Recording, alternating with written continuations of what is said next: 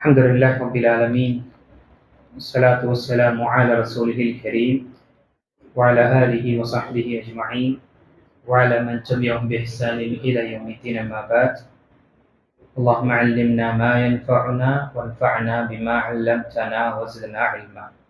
இணைத்துக்கூறிய அல்லாஹ் அடியார்களே, இன்று நாம் பார்க்கக்கூடிய புதிய தலைப்பு குழந்தைகள் சம்பந்தப்பட்ட விஷயத்தில்தான் மிக முக்கியமானதும், நம்முடைய குழந்தைகள் கெட்டு போவதிலிருந்து எப்படி பாதுகாப்பது, வழி தவறுவதிலிருந்து எப்படி நாம் அவர்களை பாதுகாப்பது என்ற விஷயங்களை நாம் பார்க்க இருக்கின்றோம்.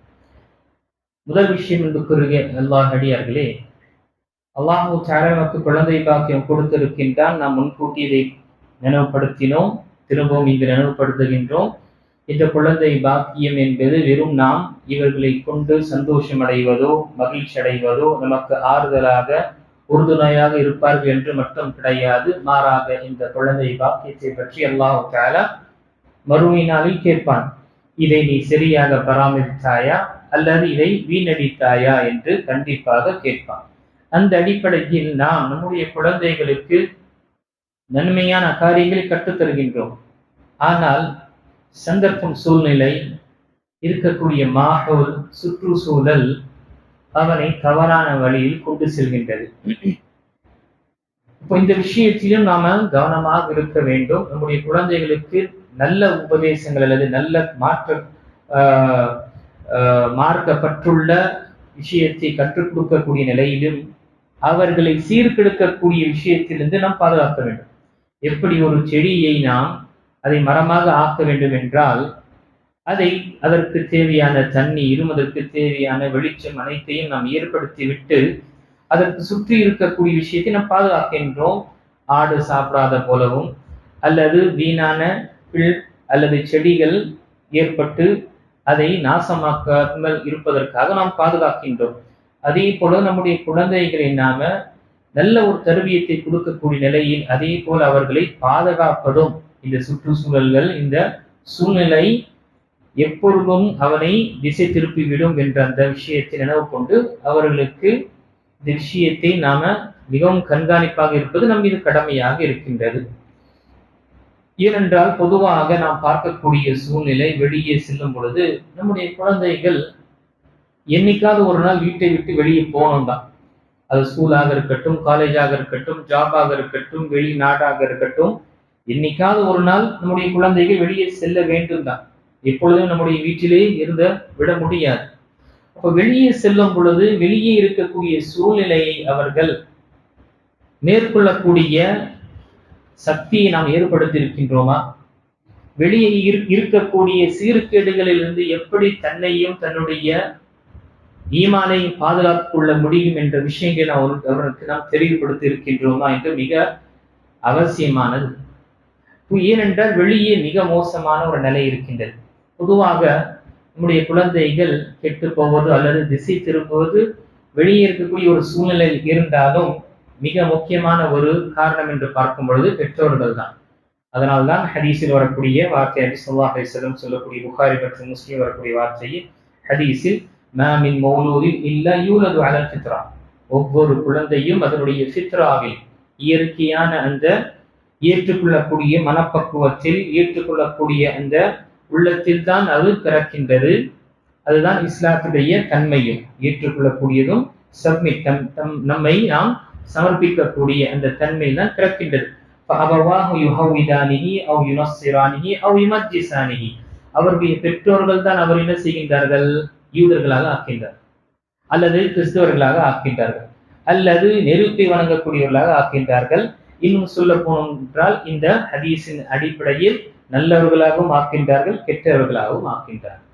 அப்போ பெற்றோர்கள் வெளித்தரப்பில் ஒரு சூழ்நிலை இருந்தாலும் அதிகப்படியாக ஒரு பொறுப்பு என்பது பெற்றோர்கள் நாம் மீது இருக்கின்றது. இதை மிகவும் கவனமாக இருக்க வேண்டும். இந்த சந்தர்ப்பத்தில் நம்முடைய குழந்தைகள், சிறு குழந்தைகள் நாம் பார்க்கணும். இன்ஷா அல்லாஹ் சிறு குழந்தைகளில் என்னென்ன தவறுகள் ஏற்படும், வாலிப வயதான பிறகு என்ன தவறுகள் ஏற்படும் என்ற விஷயங்களை நாம கொஞ்சம் கொஞ்சமாக நாம அறிந்து கொள்ளலாம். இன்று நாம நம்முடைய சிறு குழந்தைகளுடைய மத்தியில் பொதுவாக என்ன தவறுகள் ஏற்படுகின்றது? நிறைய இருக்கும். ஆனால் இது அடிப்படையான அல்லது மிக முக்கியமாக நாம கண்காணிக்கக்கூடிய சில தவறுகள் இருக்கின்றது. அதை நாம் அலட்சியமாக இருந்துவிடக் கூடாது, அல்லது அதை கேர்லெஸ்ஸாக நாம் இருக்கக்கூடாது. அதில் சில விஷயங்களை நாம் பார்க்கலாம். முதல் விஷயம் பார்க்கும் பொழுது, நம்முடைய குழந்தைகள் திசை திரும்புவதோ அல்லது வழி தவறக்கூடிய நிலையில் நாம் அவர்களை பாதுகாக்க வேண்டும் என்றால், முதல் விஷயம் அவருடைய சிறு குழந்தையாக இருக்கும் பொழுது அவர்கள் சுத்தமாக இருக்கின்றார்களா என்று நாம் பார்க்க வேண்டும். பொதுவாக குழந்தைகளுடைய பழக்கம் என்ன என்றால் அசுத்தம். அவர்கள் தன்னை சுத்தப்படுத்திக் கொள்ள மாட்டார்கள். அது சிறுநீர் கழிக்கக்கூடியதாக இருக்கட்டும், அல்லது இயற்கை தேவைக்கு சென்றாலும் சரி, அல்லது வெளியே விளையாடும் பொழுதும் சரி, என்ன செய்வார்கள்? அசுத்தமாக இருக்கக்கூடிய நிலை ஏற்படும். அதை கவனம் கொள்ள மாட்டார்கள். சிறு குழந்தை என்று அவர்கள் சிறுநீர் கழித்து விடுவார்கள். அல்லது ஸ்கூலுக்கு போகக்கூடியவர் இருக்கும் பொழுது சிறுநீர் கழித்து விட்டு சுத்தப்படுத்தாமலே திரும்பவும் கிளாஸுக்கு வரக்கூடிய நிலை ஏற்படும். இதை நாம் கவனிக்க வேண்டும். சிறு குழந்தையிலே அவர்களுக்கு நாம இந்த விஷயத்தை கவனித்தோம் என்றால் பெரியான பிறகு பிரச்சனை நாம் அவர்களை மேற்கொள்ள தேவையில்லை. என்ன ஆகின்றது? இந்த சிறு குழந்தையில இந்த விஷயத்தை நாம் அலட்சியமாக இருக்கிறதுனால பெரியான பிறகு வாலிப வயது ஆன பிறகு அவனுக்கு வாப்பா, தொழுகைக்கு வாப்பா என்ற என்ன சொல்றான்? நான் சுத்தமா இல்லை என்று சொல்றான். சுத்தமா இல்லை என்று சொல்றான். அல்லது ஜீன்ஸ் பேண்ட்டை போட்டுக்கிட்டு அவனால சரியான சிறுநீர் கழிக்க முடியல, அதனால தன்னை சுத்தப்படுத்தவும் முடியல, தொழுவதற்கு வருவதும் என்ன செய்யறான்? தயங்குகின்றான். கேட்டா சுத்தம் இல்லை என்று. எங்கு முதல் காரணி இந்த பிரச்சனை ஏற்பட்டது? இந்த சிறு குழந்தைகளை அலட்சியமாக விட்டதுனால்தான். அதனால்தான் நபி ஸல்லல்லாஹு அலைஹி வஸல்லம் சொல்லக்கூடிய ஹதீஸில், பைஹக்கியில் வரக்கூடிய ஹதீஸிலும் நபி ஸல்லல்லாஹு அலைஹி வஸல்லம் கூறினார்கள், தனஸ்ஸஹு மினல் பவுல் ஃபஇன்ன ஆம்மத அதாபில் கப்ரி மின்ஹு, நீங்கள் சிறுநீர் துளியிலிருந்து உங்களை பாதுகாத்துக் கொள்ளுங்கள். ஏனென்றால் கபருடைய வேதனையில் அதிகமான வேதனை இந்த சிறுநீர் துளியில் அலட்சியமாக இருக்கக்கூடியவர்களுக்கு தான் என்று நபி ஸல்லல்லாஹு அலைஹி வஸல்லம் சொல்லியிருக்கின்றார்கள். இது தபரானியில் வரக்கூடிய ஹதீஸும் தாரகுத்னியில் வரக்கூடிய ஹதீஸ். புகாரில் மற்றும் முஸ்லிமில் வரக்கூடிய ஹதீஸ் நமக்கு தெரியும் சம்பவம். நபி ஸல்லல்லாஹு அலைஹி வஸல்லம் 2 கபர்களுக்கு முன்னால் கடந்து செல்லும் பொழுது நபி ஸல்லல்லாஹு அலைஹி வஸல்லம் கூறினார்கள், இன்னஹுமா லா யுஅத்தபான், இவர்கள் இருவரும் வேதனை செய்யப்படுகின்றார்கள், இவர்களுக்கு வேதனை கொடுக்கப்படுகின்றது கபரில். வமா யுஅத்தபான் மின் கபீர், இவர்கள் செய்த விஷயம் தவிர்த்துக் கொள்வது பெரிய ஒரு விஷயமாக இல்லை, ஆனால் அவர்கள் தவிர்த்துக் கொள்ளாதனால் அல்லாஹ்வுடைய பார்வையில் அது பெரிய குற்றமாக ஆகிவிட்டது. என்ன? ஒன்று,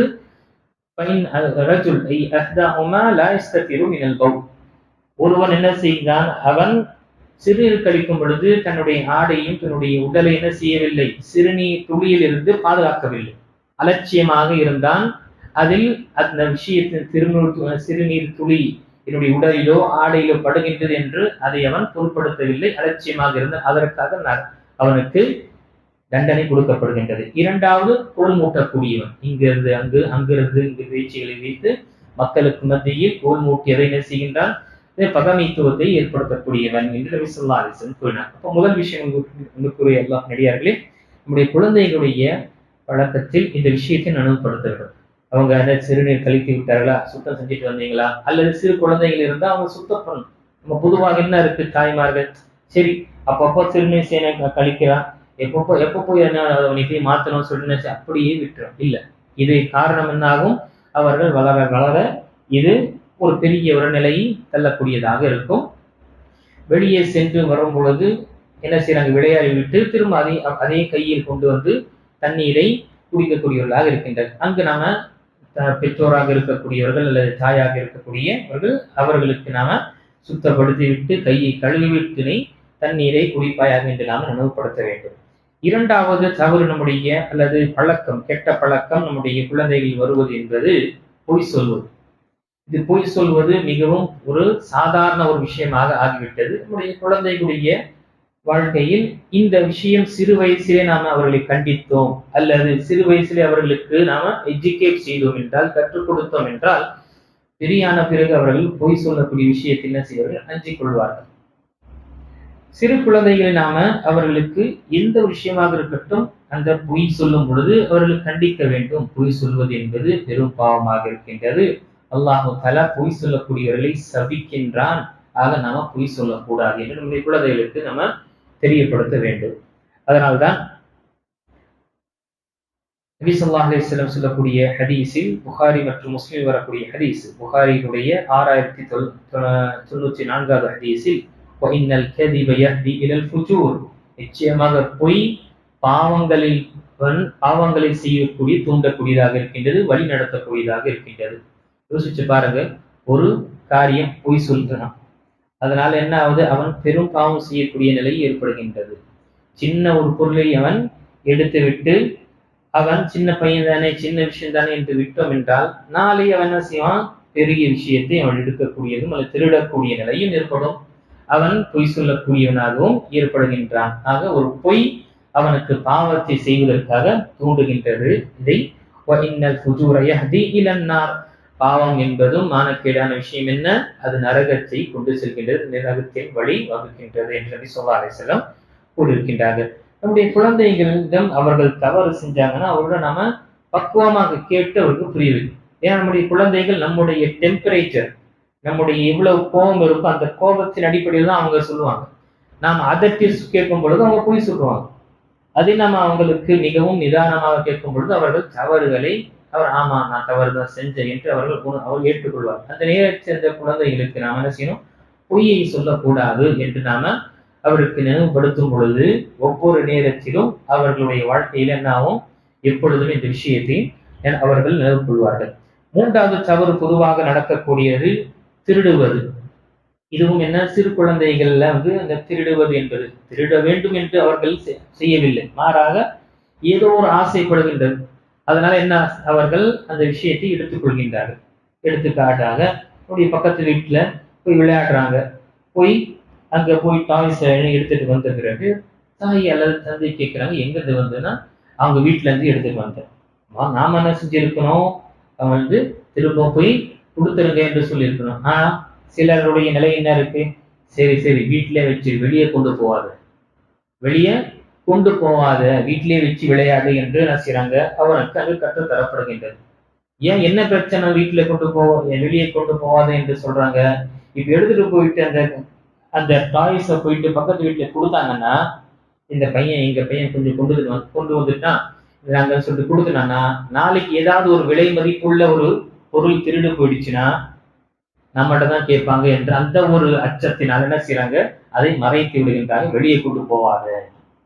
இது நாம அந்த குழந்தைகளுக்கு பொய் சொல்வது அல்லது திருடக்கூடிய வழியை நாம் அவர்களுக்கு வாசலை திறந்து விடுகின்றோம். அதே போல கடை வீதிக்கு சென்று அவர்கள் ஏதாவது வாங்குகின்றார்கள் என்றால், வாங்கிவிட்டு காசை கொடுக்கக்கூடிய அந்த நேரத்தில் அந்த கடை இருக்கக்கூடியவர் பிஸியாக இருக்கிறாரு, பையன் திரும்பி வந்து விடுகின்றார். அந்த பையனுடைய கேட்கும் பொழுது காசு கொடுக்கலாம், இல்ல அவர் பிஸியாக இருக்கிறதுனால நான் எடுத்துட்டு வந்துட்டேன் என்று சொல்லும் பொழுது நம்முடைய நிலை என்ன இருக்க வேண்டும்? அவனை திரும்பி அனுப்ப வேண்டும். இல்ல அப்படி இல்லாம, மாஷா அல்லாஹ், ஷாபாஸ், ரொம்ப சமத்து பையன், நல்ல ஒரு இது சொல்லி இருக்கும்போது என்ன அவனுக்கு, ஓஹோ இப்படி செஞ்சா எங்க அம்மாவிடம் எனக்கு ஒரு கண்ணியம் அல்லது புகழ் கிடைக்கும் என்று என்ன செய்வான்? அந்த எனக்கு ஒரு மாறாக நீ போய் அவருக்கு திரும்பி கொடுத்துவிட்டு, இது மாதிரி சில நேரத்துல ஆகும், அவங்க பிஸியாக இருக்கிறாங்க, சில நேரத்தில் இது மாதிரி ஆயிடும், நீ போய் கொடுத்துரு என்று நான் போன் பண்றேன் என்று அவருக்கு அனுப்பி போன் செய்து, குழந்தை இப்படி கொண்டு வந்துட்டான், இங்க இந்த காசை வாங்கிக்குங்க என்று தெரியப்படுத்திவிட்டு அவன் திரும்பி வந்த பிறகு அவனை கண்ணியப்படுத்திய வண்ணமாக ஏதாவது ஒரு பரிசை நம்ம கொடுக்கணும். ஏதாவது ஒரு பரிசை நாம் கொடுத்து அவர்களுக்கு ஊக்குவிக்க வேண்டும். எதற்காக? கொடுத்த காசை விட நாம் அதிகமாக கொடுத்தாலும் சிறப்பு. அந்த குழந்தைக்கு நாம் நினைவுபடுத்த வேண்டும், இந்த காசு 10 ரூபாவோ 20 ரூபா இந்த விலை இதற்காக நான் உனக்கு அன்பளிப்பு கொடுக்கல, நீ போயிட்டு 20 ரூபா கொடுத்துட்டு வந்துட்டேன்னு சொல்லிட்டு நான் 20 ரூபா 30 ரூபா கொடுக்குறேன் என்று கிடையாது. உன்னுடைய உண்மைத்தனத்திற்காக விலையே கிடையாது. அதனால உனக்கு இதை விட அந்த ரூபாயை விட அதிகமாக உனக்கு நான் பரிசு கொடுக்கிறேன் என்று அவனுக்கு ஊக்குவிக்கும் பொழுது அவனுக்கு இந்த உண்மையை இருப்பதற்காக, உண்மையிலே இருக்கக்கூடியதுனால கண்ணியம் கிடைக்கும், அல்லாஹ்விடம் சிறந்த ஒரு இடம் கிடைக்கும் என்று அவனுக்கு நினைவு. சின்ன குழந்தைகளுக்கு அல்லாஹு தாலாவை வணங்குவதோ அல்லது அவனுடைய நன்மையை அல்லது கூலியை தேடுவது என்று ஆர்வம் இருக்காது. சிறு குழந்தைகள் அவர்களுக்கு இந்த உலகத்துடைய சில பரிசுகளோ அல்லது பிரைசஸ் தான் அவங்களுக்கு முதல்ல அவங்களுக்கு அந்த மோட்டிவேஷனாக இருக்கும். ஆக நம்முடைய குழந்தைகளுடைய வாழ்க்கையில இதுவும் ஏற்படும் என நபி ஸல்லல்லாஹு அலைஹி வஸல்லம் ஹதீஸில் புகாரி மற்றும் முஸ்லிம் வரக்கூடிய ஹதீஸ்ல புகாரி 6783வது ஹதீஸ் நபி ஸல்லல்லாஹு அலைஹி வஸல்லம் கூறினார்கள் லஅன அல்லாஹு ஸாரிக், அல்லாஹ் தஆலா திருடன் மீது சபிக்கின்றான். அல்லாஹ் தஆலாவுடைய லானத்து திருடன் மீது. இப்போ நாம நம்முடைய குழந்தைகளை இந்த விஷயத்தில் நினைவுபடுத்தாமல் அது அலட்சியமாக இருந்துட்டோம், நாம ஏதோ ஒரு பிஸியில இருந்தோம், வேலையில இருந்து விட்டோம் என்றால் நம்முடைய வீட்டுல சபிக்கப்பட்டவை நாம் வளர்க்கின்றோம். நம்முடைய குழந்தை சபிக்க நல்லா அல்லாஹ் பாதுகாக்க வேண்டும். சபிக்கப்பட்ட நிலையில் அது பராமரிக்கப்படக்கூடியதாக நாம் விரும்புவோமா? இல்லை.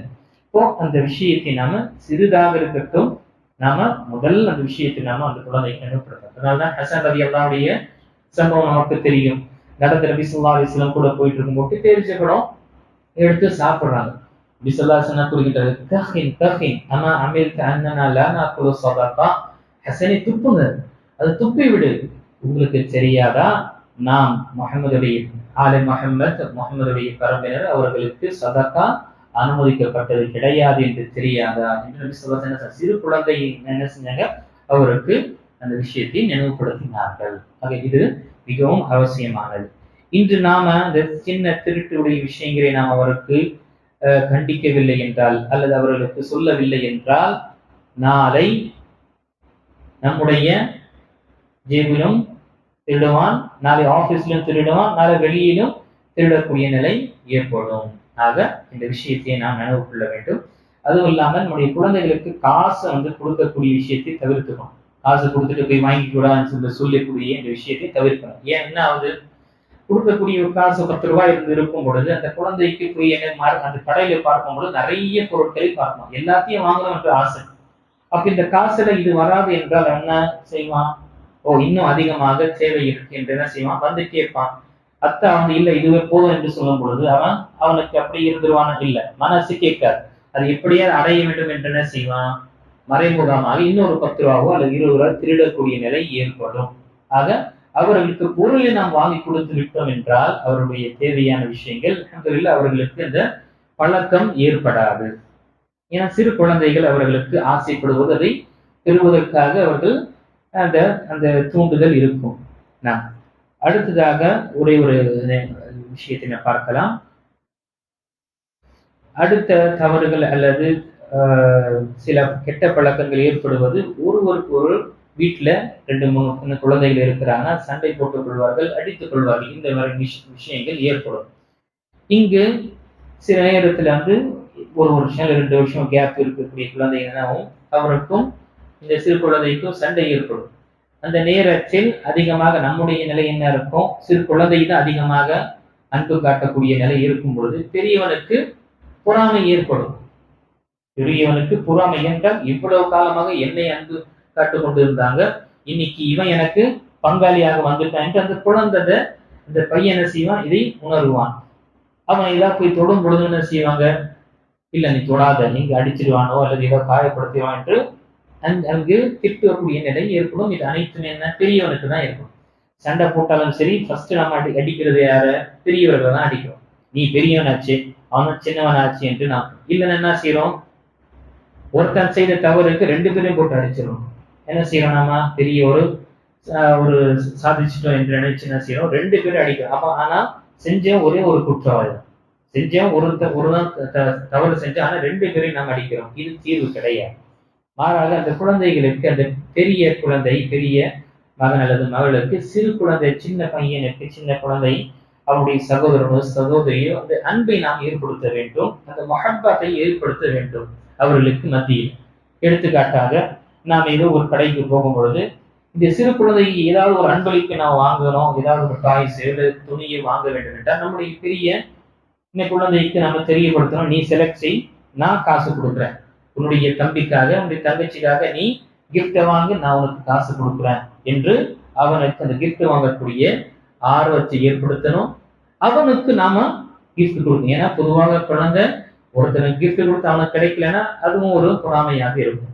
அவங்களுடைய உள்ளத்துல இந்த சிறு குழந்தையுடைய மஹப்பாவை ஏற்படுத்தி ஒரு எஹ்சான் செய்து விட்டோம் என்றால் இயல்பாகவே என்ன ஆகும், மஹப்பா இது வந்துவிடும்.